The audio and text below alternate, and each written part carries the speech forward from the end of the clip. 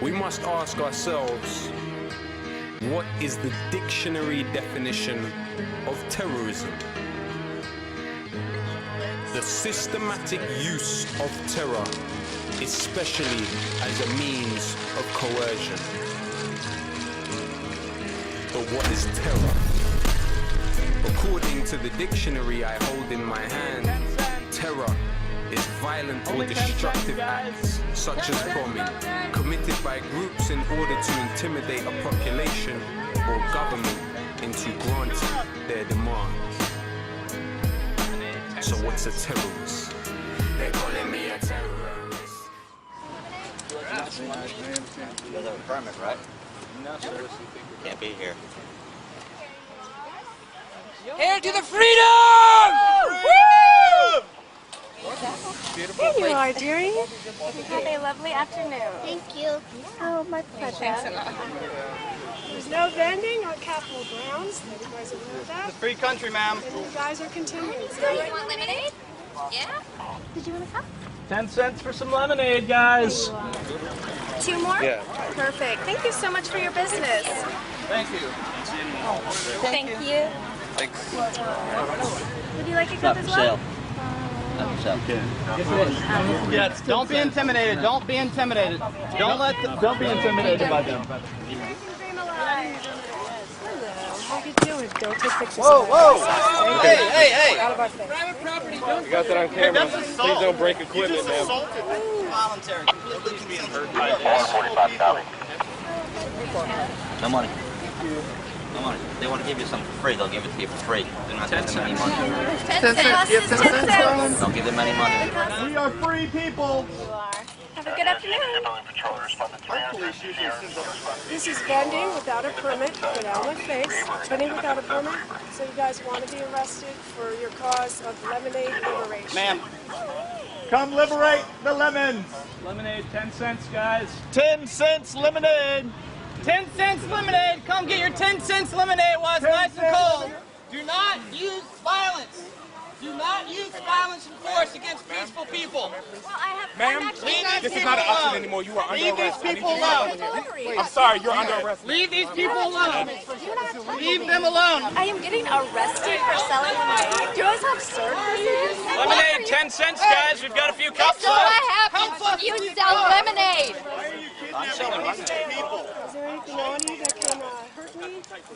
You people should be Why do you hold my hand? Lemonade is illegal to sell in America.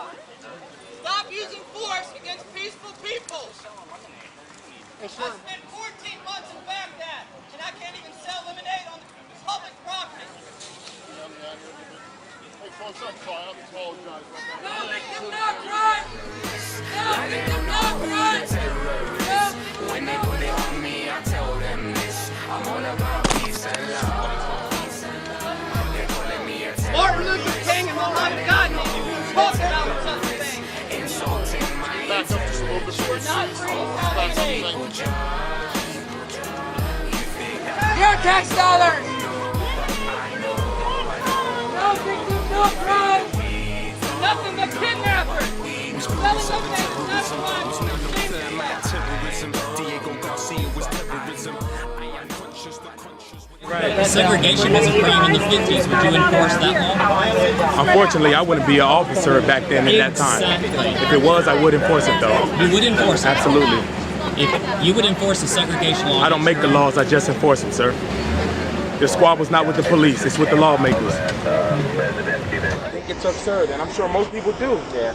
But I got a good job that pays me about 6 figures, and I'm not losing it, you know. They tell me, like, you got it. And I think it's absurd. I'm a killer, walk from the Middle East, you're a hero. Your country is causing screams that never reach your ear. So there was this big issue going on about how police were busting children's lemonade stands just out on their lawns, okay, just outside their homes, setting up a lemonade stand, which has been a tradition in this country since its founding. And cops were going over to them and saying they're operating without a license. You're operating a business without a license to a child, okay, regardless of whether it was an adult or not. You know, you don't need a license to do something that you have a natural law right to do. So, and that you're not harming anyone out as a result of that action. So you heard about this going on, and busts were being made, which is utterly ridiculous, completely against natural law. The cops should be utterly ashamed of themselves. It's a perfect Nazi is what they are. Perfect. You would have been wonderful, wonderful accessories at Sobibor or at Treblinka or at Dachau or at Auschwitz. You would have been wonderful, okay? Because it's the same mentality. It's the same mentality that people died fighting when we fought the British, died fighting when we fought the Nazis, and you're acting in the same way, okay? Wonderful example for your own children. But anyway, after one of these cops made one of these busts, he was asked a question that had everything to do with natural law. And I'll tell you what that question was on the other side of this break, and then I'll tell you what the answer that he gave to that question was. And I'll make a challenge on this show that anybody who knows this person or this person themselves call into this show. Of course they won't do it, but I'll put that out there anyway. So I was telling an anecdotal story about the lemonade crackdowns that these police have nothing better to do but then go serve their corporate masters as whores for their corporatist overlords and go and serve their biddings and shut down this unregulated commerce without a license, which equates to destroying a little girl's lemonade stand. Okay? So people set up protests about this, and they set up lemonade stands in different areas, in public areas in a bunch of different cities. And a couple of cops shut down one in Washington, D.C., which they were protesting this activity. And a couple of the cops that went over to these girls and shut down their stand and put them in cuffs and took them off were black. Okay? And this isn't a racial issue, but what it is it's a moral issue. Okay? It's a moral issue that has everything to do with natural law. It has everything to do with principle. It has everything to do with morality. Okay? An interviewer, after filming the events, a person who filmed these horrible events, said to one of the cops, how aren't you totally disgusted with yourself? How do you even sleep? How do you live with yourself? How do you look at yourself in a mirror? And one of them, they were both black, one of them answered, and that's, again, it's not a race thing. It's irrelevant. They could have been Indian police. They could have been Japanese police. It doesn't make a difference. They could have been Native American. They could have been white. Irrelevant. Okay? I'm trying to highlight the amoral, psychopathic mindset that these people are in, and they think that they're moral. They think they're doing something good, and yet they're completely amoral, have no principles. Their parents did not raise them. I'd like an opportunity to say that to one of their faces, because I would say that to one of their faces. And you can, if anybody knows who that person is that I'm going to talk to, because many people will know this video, tell them that I'll say it right to their face, because I'm not afraid of them, and I know that they're immoral. It's not my opinion. I understand how natural law works. I understand how they broke it, and they don't care as long as they're getting paid. That's their God. That's their God. They don't have any God. Their God is the dollar bill. So he was asked the question, if you were a cop in the 1950s during segregation, would you have enforced the segregation laws? And he tries to escape the question by saying, well, I wouldn't have been a cop. Yeah, you wouldn't have, because you wouldn't have been allowed to be back then. Okay? But he says, okay, it's a hypothetical, you know, hypothetically. And he says, proudly, yes, I would have enforced the segregation laws if I was a cop in the 1950s. A black man said this. Segregation was a crime in the 50s. Would you enforce that law? Unfortunately, I wouldn't be an officer back then at that time. Exactly. If it was, I would enforce it, though. You would enforce it? Absolutely. And what I want to know is, where was the moral outrage about the answer to this question? First of all, it was wrong no matter what color you were, but it's almost like you can understand how it's like doubly insane and doubly wrong in some ways, that he's basically saying, I have no affinity with my own people. Okay, I'm saying, I have always said you shouldn't be identifying with a race at all. With race is an illusion. We are all human beings here. We are all people who are at some level or another suffering. And as one suffers, all suffer. But just imagine, that's like saying, I wouldn't care if they oppressed members of my own family. If members of my own family were being told, get to the back of the bus, and they resisted that, I would lock them up, put them in handcuffs, and haul them off to jail. Because my owners told me that that's what my job is, and I don't get paid unless I do that. And another guy said, hey man, I'm not going to rock the boat. I'm making 6 figures at my job. You know, he must be a captain or whatever. Because that's all that is of value to this individual. Truth is meaningless. Rights are meaningless. As long as they're being paid, they will do whatever they are being paid to do. That's it. Whatever their owner is paying them to do and telling them to do, they will do. And then he steps back and tries to say, your issue is not with me, meaning a police officer, a cop. Your issue is with the lawmakers. If you would enforce the segregation law. I don't make the laws, I just enforce them, sir.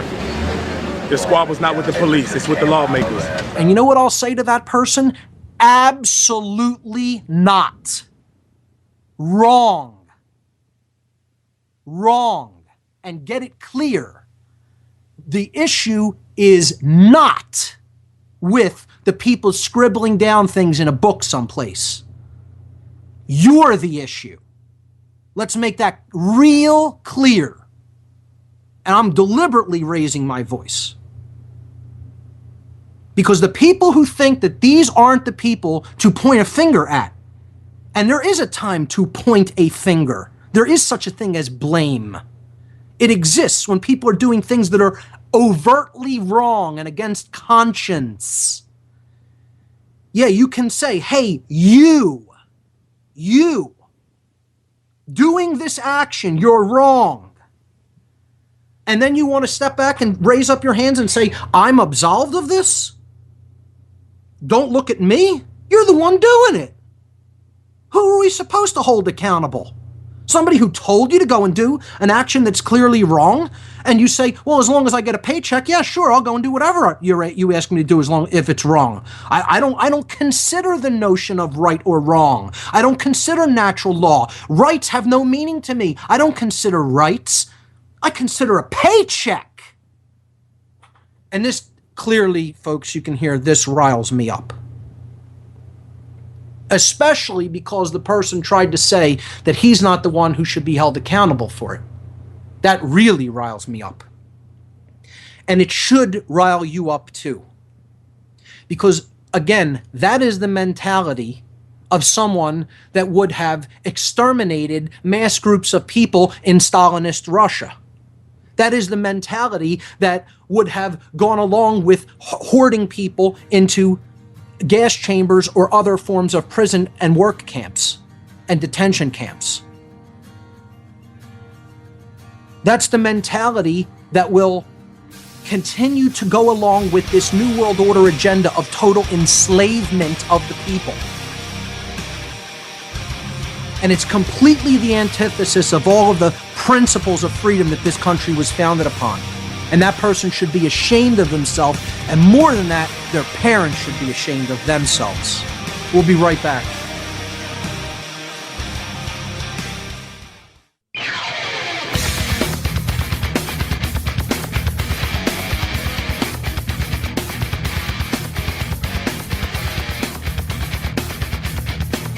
All right, folks, final segment of What on Earth is Happening for this edition today. Got a little fired up in the last segment. I tend to do that when I talk about people who have no conscience.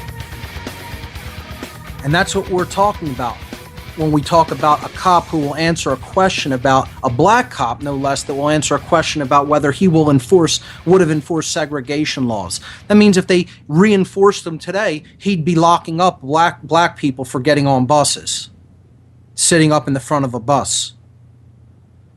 That's what he's basically saying. And I want to know, where's the outrage from everyone? It doesn't matter what color you are. But particularly, where's the outrage from the black community on this? And again, this isn't a racial issue. This is a moral issue. Where's the outrage from that person's own parents? Oh no, they'll probably praise him because he's got such a wonderful job and he brings home 6 figures. Because that's all that's of any value, right? Well, I'll lay out a challenge. I don't even want to hear from that Nazi. I want to hear from his parents, because you raised a Nazi. And if anybody can find out who the parents of that person are in the video that I'm talking about, maybe I'll post that video with this podcast so people can look at it. Find the person's parents and have them call into this show. There's a challenge for folks out there. He obviously lives in the Washington, D.C. area, because this is where this happened. I'd like to talk to that person's parents and tell them they didn't raise a human being with a conscience, they raised a Nazi.